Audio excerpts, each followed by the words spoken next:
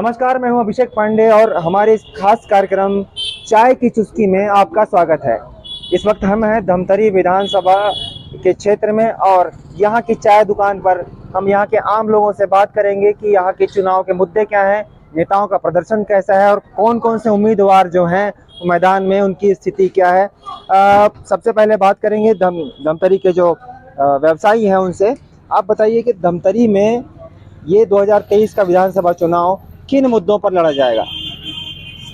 धमतरी में जो अभी मुख्यतः जो सबसे बड़ी परेशानी है वो है विकास की।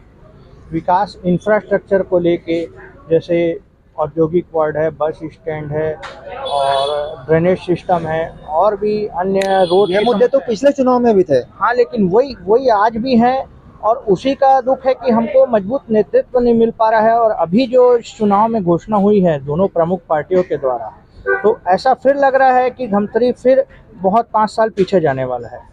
तो मैं अपील करूंगा जनता से कि व्यक्ति को देख के इस बार वोट करें और हमें बहुत दुख हो रहा है कि इस बार हमें फिर अच्छे प्रत्याशी नहीं मिलने वाले। हमको लगता है कि जो भी प्रत्याशी यहाँ पे बन के आएगा तो हमारे जो धमतरी है उसका विकास अवश्य करेगा और जनता भी उसके हिसाब से देगी। जनता को ये पता है कि कौन प्रत्याशी कितना काम कर सकता है, तो जनता को भली बात ही पता है कि कौन क्या कर सकता है, उसके हिसाब से जनता वोट करेगी। तो इस चुनाव में प्रत्याशी मुद्दा रहेगा कि मुद्दों पर चुनाव लड़ेंगे?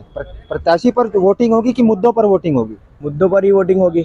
जो जिसका मुद्दा अच्छा रहेगा उसके हिसाब से वोट दिया जाएगा। दोनों कांग्रेस पार्टी और बीजेपी ने अभी तक पूरा नहीं किया है, तो बहुजन समाज पार्टी समतामूलक समाज बनाने के लिए बहुजन हिताय और बहुजन सुखाय, सर्वजन हिताय सर्वजन सुखाय की नीति पर चलकर यहाँ बहुजन समाज पार्टी की उम्मीदवार उतारा है। बसपा तो लंबे समय से धमतरी में सक्रिय रही, लेकिन अभी तक चुनाव में उसकी बड़ी भूमिका सामने नहीं आ पाई। क्या कारण है इसका? देखिए, लगातार बहुजन समाज पार्टी छत्तीसगढ़ में विपरीत परिस्थिति में 1 से 2 सीट, अधिकतम 3 सीट तक लिए हैं छत्तीसगढ़ में।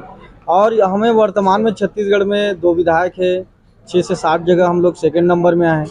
और धमतरी में भी आप देख रहे हो लगातार हम लोग छोटे छोटे मुद्दे, जनहित के मुद्दों को लेकर लड़ रहे हैं।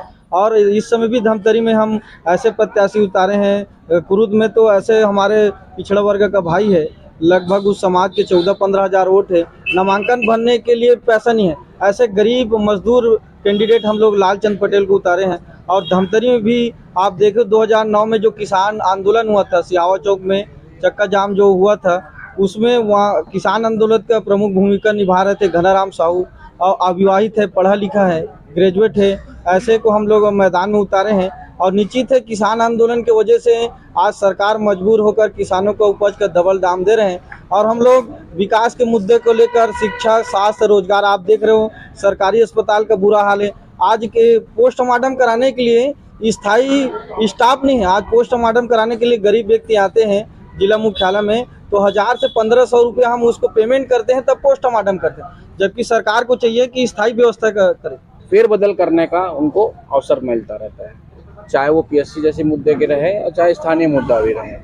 रही बात जिला स्वास्थ्य की, कि इनके खुद के जो मंत्री थे, उन्होंने यह स्वास्थ्य विभाग को भी छोड़ दिया था कि हम मूलभूत सुविधाएं हम दे नहीं पा रहे जनता को। और रही बात स्टाफ की, जिस प्रकार से बात कर रहे हैं, हमारी यानी जो बीजेपी की जो प्रत्याशी है हमारे जो रंजना डिपेन साहू जी, उन्होंने लिखित आवेदन दिया, उसके ऊपर भी इन्होंने कार्रवाई नहीं करी। भारतीय जनता पार्टी निश्चित रूप से यह चुनाव जीत रही है और सिटिंग एमएलए ने जो कार्य पूरे धमतरी विधानसभा में संपन्न किया है, उन कार्यों को देख करके जनता की पसंद से सर्वे के आधार पर भारतीय जनता पार्टी ने उन्हें पुनः प्रत्याशी घोषित किया है। और निश्चित रूप से आप धमतरी विधानसभा की बात करते हैं, तो मैं धमतरी विधानसभा में आपको छोटे छोटे 2-3 उदाहरण ऐसे दूंगा। धमतरी विधानसभा में आमदी कॉलेज हो, कंडेल कॉलेज हो, वो भाजपा की शासन में आए हैं। विपक्ष में भले कांग्रेस के विधायक थे माननीय गुरमुख सिंह होरा जी, उसके बाद भी कांग्रेस ने भारतीय जनता पार्टी की सरकार ने उस समय किसी भी प्रकार से भेदभाव नहीं किया है। देखिए भैया, आज से 5 साल पहले भी बीजेपी पार्टी ने भी नए प्रत्याशी चुन के उतारी। आदमी बोले नए हैं। इस समय पहले बार कांग्रेस सरकार ने भी नए प्रत्याशी चुन के उतारी, लेकिन अब बोलते हैं कि प्रत्याशी को हम जानते नहीं हैं, पहचानते नहीं हैं। अब इस समय देखते हैं कि अगर ये नए प्रत्याशी जीत के आते हैं तो क्या करते हैं। नया तो है, अनगिनत कार्य किए हैं और सबके दिलों में राज करने वाले गुरमुख सिंह होरा जी हैं।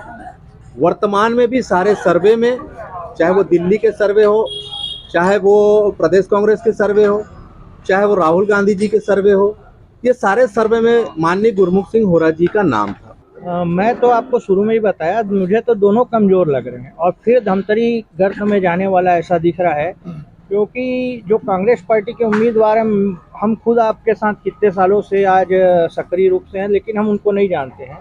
और भाजपा के प्रत्याशी का भी हमने परफॉर्मेंस पिछले 5 सालों में देखा है। ठीक है, थोड़े बहुत उन्होंने मुद्दे उठाए, लेकिन मुद्दे उठाने से ज़्यादा सार्थक है कि धमतरी में विकास कार्य करवाना और उनको पूर्ण रूप देना। तो इस हिसाब से अगर आप देखेंगे तो इस बार के चुनाव में धमतरी में दोनों प्रत्याशी अभी तक जो घोषित हुए हैं दोनों प्रमुख पार्टियों के, वो नगण्य हैं और संभावना ऐसी है कि इस बार कोई निर्दलीय और कोई अच्छा प्रत्याशी अगर धमतरी में अपनी छाप छोड़ता है तो निश्चित रूप से जनता उसे मौका दे सकती है। मुझे कांग्रेस से लोगों से और उनके बारे में बात करने की आवश्यकता नहीं है, वो अपने चीज़ों को अपने हिसाब से हैंडल करें। हम भारतीय जनता पार्टी के हैं और भारतीय जनता पार्टी पूर्ण रूप से यहाँ विजयी हो रही है, हम इतना जानते हैं। ठीक है, दोनों प्रत्याशी को कमजोर बताया जा रहा है, क्या कहना आपका? सूरज तिवारी जी का सूरज शर्मा जी अभी राजनीति में नए नए हैं, चूँकि 4-5 साल, 5-6 साल या 10 साल हुआ होगा, वो राजनीति का पूरा अनुभव नहीं रखते। चूँकि शहर अध्यक्ष है, छोटे भाई है मेरे, लेकिन लगभग 25 सालों से मैं भी राजनीति में हूँ। ये एनालिसिस है धमतरी के जनमानस में कि दोनों प्रत्याशी की जो गिनती है वो, अभी आपने रौनक अग्रवाल जी सुन रहे थे, कोई निर्दलीय आए तो निर्दलीय आएगा भी तो उसका बल मिलेगा, लेकिन हम ऐसा प्रयास कर रहे हैं कि माननीय गुरमुख सिंह होरा जी जैसे ही व्यक्ति को धमतरी से लड़ाया जाए और धमतरी में एक माहौल है और वो उसका दबाव भी बनेगा कि गुरमुख सिंह होरा जी ही ऐसे प्रत्याशी जो धमतरी विधानसभा में जीत सकते हैं। और मैं ये भी कह सकता हूँ कि वो सरकार बनेगी और होरा जी ही उसमें शामिल होंगे। जीत के जो आएगा वही बताएगा। बिल्कुल, जो जीतेगा वही सिकंदर कहलाएगा। और लेकिन एक चीज़ जरूर है कि धमतरी के मुद्दे आपने सुना होगा कि 5 साल पहले के चुनाव में 2018 में जो मुद्दे थे, इस चुनाव में भी यही मुद्दे हैं। अगर ये स्थिति है तो सवाल खड़ा होता है कि नेताओं ने, जनप्रतिनिधियों ने आखिर इन 5 सालों में किया क्या है। इस बार भी जो मुद्दे हैं उनके ऊपर चेहरे हावी होते दिख रहे हैं। तो 2023 का चुनाव कहीं ना कहीं मुद्दों को पीछे छोड़कर चेहरों के ऊपर होने जा रहा है। देखना होगा कि परिणाम क्या लेकर आएंगे इस बार के चुनाव, और अब की बार क्या धमतरी का विकास आगे बढ़ेगा या नहीं। अभिषेक पांडे, न्यूज़ 18 धमतरी।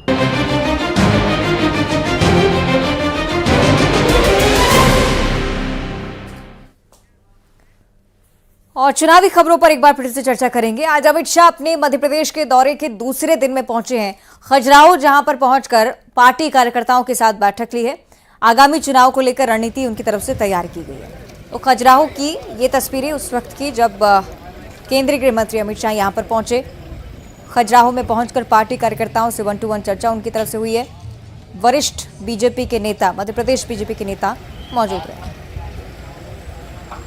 भारतीय जनता पार्टी के चाणक्य कहे जाने वाले अमित शाह आज खजुराहो पहुंचे हुए हैं और खजुराहो के इसी होटल में विधानसभा के जो चुनाव हैं उसको लेकर यहां पर कार्यकर्ताओं की एक अहम बैठक चल रही है। इस बैठक में छतरपुर जिले सहित संभाग के 6 जिलों के जो 26 विधानसभा सीटें हैं उनके कार्यकर्ता यहां पर पहुंचे हुए हैं। बताया जा रहा है कि करीब 214 भारतीय जनता पार्टी के विशेष कार्यकर्ताओं को इस बैठक में बुलाया गया है, जो यहां पर अमित शाह उनको जीत का मूल मंत्र देंगे और जो विधानसभा चुनाव है बूथ स्तर पर किस तरीके से भारतीय जनता पार्टी मजबूती के साथ उतरे, इसके मूल मंत्र यहां पर अमित शाह अपनी इस पाठशाला में देंगे। और मध्य प्रदेश में विधानसभा चुनाव में बड़े नेताओं का सबसे ज्यादा फोकस ग्वालियर चंबल अंचल पर। गृह मंत्री अमित शाह सोमवार को ग्वालियर आ रहे हैं। यहां पर ग्वालियर चंबल संभाग के पदाधिकारियों के साथ बैठक करने वाले हैं। पार्टी के पदाधिकारियों के साथ साथ प्रत्याशी मौजूद रहने वाले हैं। कहा यह जा रहा है कि टिकट कटने से नाराज नेताओं से भी अमित शाह चर्चा कर सकते हैं। अमित शाह के इस दौरे पर कांग्रेस ने निशाना साधा।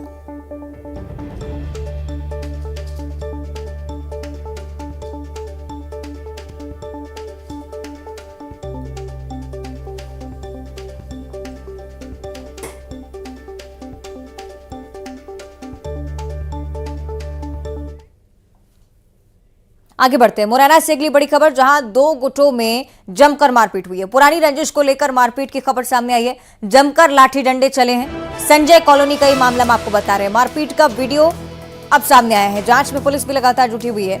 मुरैना की एक खबर हम आपके साथ साझा कर रहे हैं, जहां से अक्सर इस तरह के मामले सामने आते रहे।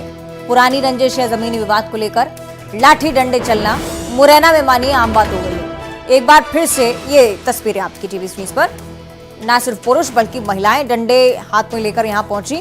दो पक्षों में पुरानी रंजिश को लेकर बात इतनी बढ़ी कि विवाद होते होते मारपीट तक आ पहुंची। संजय कॉलोनी का मामला है। किस वजह से ये सब हो रहा था, यह अभी भी स्पष्ट नहीं हो पाया। पुलिस के लिए जांच का विषय, चूंकि वीडियो सामने आ चुका है तो अब हो सकता है मामले की जांच पुलिस की तरफ से हुई हो, अगर कोई पक्ष पुलिस पर शिकायत लेकर पहुंचता है।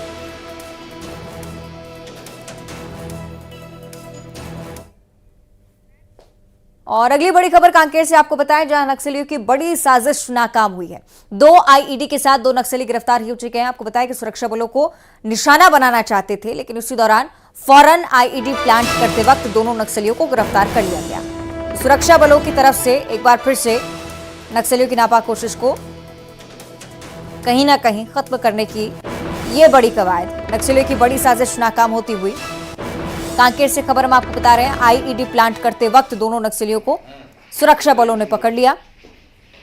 और आप कह सकते हैं कि किस तरह से सक्रिय होते जा रहे हैं नक्सली कांकेर या छत्तीसगढ़ के अन्य इलाकों में, क्योंकि चुनावी समय भी है, उसी के चलते सक्रियता सुरक्षा बलों की तरफ से भी लगातार बढ़ती जा रही है। एक साथ 2 नक्सली गिरफ्तार किए गए हैं, आईईडी के साथ ही पकड़े गए हैं। प्लांट करते वक्त सुरक्षा बलों ने रंगे हाथों पकड़ा।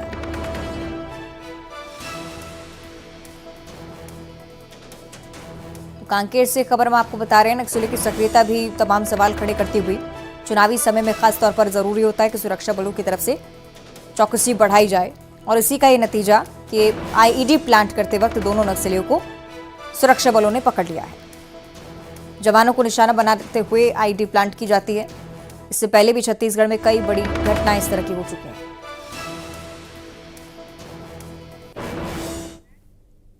और चलिए अब सीधे आपको पंडरिया लिए चलेंगे। जेपी नड्डा क्या कुछ कह रहे हैं, आइए सुनते हैं। विकास हम लोग मिलकर के करेंगे, आप करेंगी, बहन करेंगी। बोलो, वायदा करते हो? करते हो? पीछे से आवाज आनी चाहिए, करते हो? 7 तारीख को वोट डालोगे? कहां बटन दबाओगे?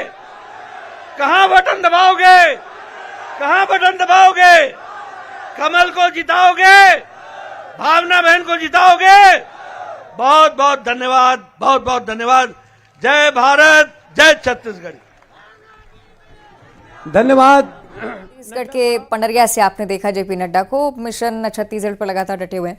बहरहाल कुछ और खबरों की बात करेंगे। कांकेर से अगली बड़ी जानकारी, बीएसएफ जवान ने खुदकुशी कर ली है। आपको बताया कि जवान ने खुद को गोली मारी है। सरगीपाल बीएसएफ कैंप की पूरी घटना, 162 वाहिनी में ये जवान तैनात था। वाल्मीकि सिन्हा सुरक्षा ड्यूटी के दौरान खुद को गोली मारते हुए पाए गए। कांकेर के रावघाट थाना क्षेत्र का ये पूरा मामला, क्या वजह रही पूरी घटना के पीछे अभी भी स्पष्ट नहीं हो पाई, ये अभी भी जांच का विषय है।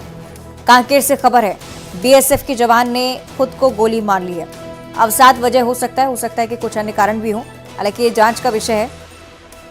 जवान ने खुद को गोली मारी। सरगीपाल बीएसएफ कैंप की घटना, 162 वाहिनी में जवान तैनात था। वाल्मीकि सिन्हा सुरक्षा ड्यूटी के दौरान खुद को गोली मारना स्पष्ट हुआ है। ये अभी तक स्पष्ट नहीं कि किस वजह से ऐसा घातक कदम उठाया। कांकेर के रावघाट थाना क्षेत्र का ये मामला है।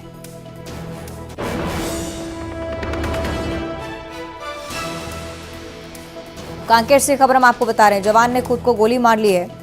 कांकेर के रावघाट थाना क्षेत्र का ये पूरा मामला है।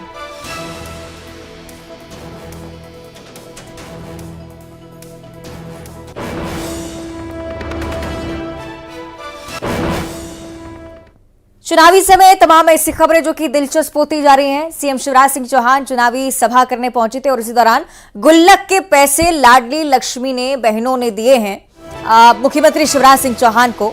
चुनाव लड़ने के लिए गुल्लक से खुद बहनों ने पैसे निकाल कर दिए हैं भैया को। सीएम ने बेटियों को वचन दिया है कि मान सम्मान बढ़ाने का काम वो लगातार करते रहेंगे। सीएम शिवराज सिंह चौहान ने सोशल मीडिया प्लेटफॉर्म एक्स पर यह वीडियो शेयर किया है। चुनाव लड़ने के लिए मैं बेटियों का हृदय से आभार व्यक्त करता हूँ। ये अरबों के बराबर है। मेरी बेटियों, जिसके साथ अपनी भांजियों का ऐसा आशीर्वाद हो, वो आगे बढ़कर लगातार काम करता रहेगा मेरी बेटियों, और जिंदगी भर माँ, बहन और बेटी के सम्मान की रक्षा भी करूंगा और आगे भी बढ़ाऊंगा, और लाडली लक्ष्मी बेटियों की पूरी जिंदा मामा। तो ये वादा एक तरफ मुख्यमंत्री का और दूसरी तरफ मुख्यमंत्री का धुआंधार प्रचार लगातार चल रहा है। बुधनी में रोड शो आज मुख्यमंत्री ने किया, उसके बाद एक बड़ी सभा को संबोधित करते नजर आए। मंच पर फूल बेचने वाली अम्मा को बुलाकर आशीर्वाद उनसे लिया है, साथ ही साथ कुछ बच्चियों को बुलाया, उनको भी दुलार दिया है। रोड शो के दौरान जनता से भी बातचीत मुख्यमंत्री की तरफ से हुई है। तो बुधनी से ये खबर हम आपको बता रहे हैं। आज अपना एक क्षेत्र सीहोर में मुख्यमंत्री पहुंचे थे, पत्नी साधना सिंह उनके साथ काफिले में जुड़ती रहीं, और ये साथ ही साथ मंच की तस्वीरें आप देखिए। बेटियां आज मंच पर पहुंची मुख्यमंत्री शिवराज सिंह चौहान से बातचीत करने, साथ ही साथ फूल बेचने वाली अम्मा को उन्होंने भी स्टेज पर बुलाया, उनसे भी बातचीत की, उनका भी आशीर्वाद लिया। प्रचार के इस दौर में अलग अलग क्षेत्रों में मुख्यमंत्री की सभाएं।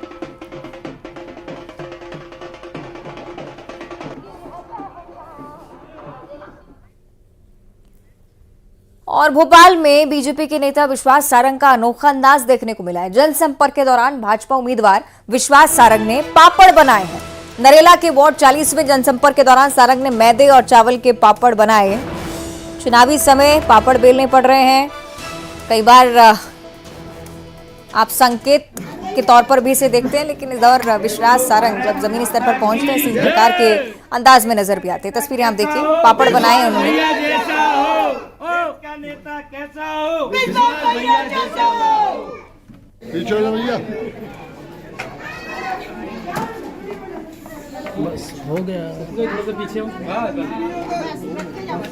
भोपाल की तस्वीरें, मंत्री विश्वास सारंग, कुछ अन्य कार्यकर्ता, कुछ नेता पापड़ बेलते हुए चुनावी सभा।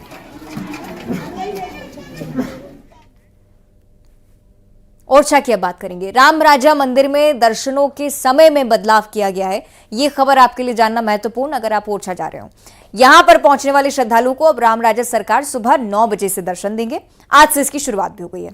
आपको बताएं कि ठंड के मौसम में हर साल दर्शन की टाइमिंग में बदलाव होता ही है। अब भगवान श्री राम राजा सरकार के दर्शन सुबह 9 बजे आरती के साथ, दोपहर 1 बजे राजभोग आरती के बाद पट बंद हो जाने वाले। इसके बाद मंदिर के पट शाम 7 बजे सीधे खुलेंगे।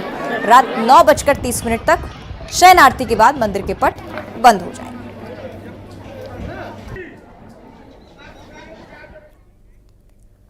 और अब छत्तीसगढ़ के लिहाज से एक महत्वपूर्ण खबर। पहला शूटिंग रेंज बनकर पूरी तरह से तैयार हो गया है। रायपुर पुलिस लाइन में इसे बनाया गया है।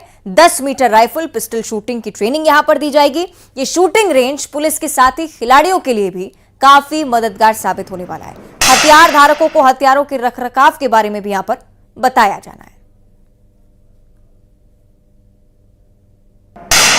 हम इस वक्त मौजूद हैं रायपुर के सिविल लाइन में, और यहाँ पर आप देख सकते हैं एक जो है शूटिंग एरिया बनाया गया है। किस तरह का ये पूरा हम बात करेंगे, बहुत ही अत्याधुनिक है। ये किस तरह का ये यहाँ पर प्रशिक्षण दिया जाता है? यहाँ पर ये 10 मीटर का एयर पिस्टल एयर राइफल का शूटिंग रेंज तैयार किया गया है, और ये प्रशिक्षण रूम भी है क्योंकि वेपन के लिए शस्त्र प्रशिक्षण आवश्यक है। उसके लिए लगभग सभी वेपन का जो प्रशिक्षण रहता है सेम रहता है, और इसमें मतलब कैसे सुरक्षित रखा जाए वेपन को, वो सब भी सिखाया जाता है जब कोई भी आदमी शस्त्र का लाइसेंस लेने आता है। तो दोनों चीज़ का प्रशिक्षण होगा यहाँ पर। और जैसे स्पोर्ट्स पिस्टल में पैलेट्स जाते हैं तो उसके लिए ये रेंज पर्याप्त है, मतलब 10 मीटर एयर और पिस्टल और राइफल के लिए जी। और बस बच्चे प्रैक्टिस करेंगे यहाँ पर। बच्चों को सीखना है तो आ सकते हैं। फिलहाल इसके संबंध में दिशा निर्देश जारी होंगे कुछ दिनों बाद। ये बताएंगे कि प्रदेश का पहला ऐसा शूटिंग एरिया ऐसा है जहाँ पर इस तरह के प्रशिक्षण दिए जाएंगे, और कहीं है क्या रायपुर में इसके अलावा?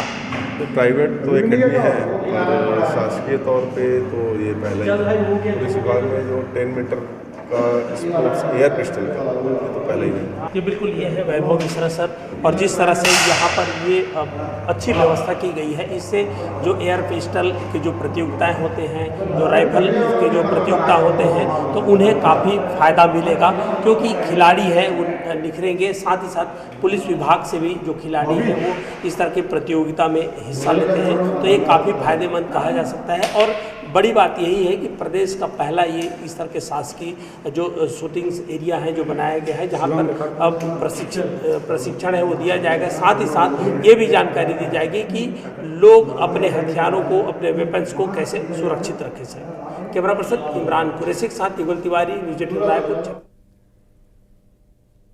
और इसी के साथ बुलेटिन में इतना ही। देखते रहिए न्यूज़ 18।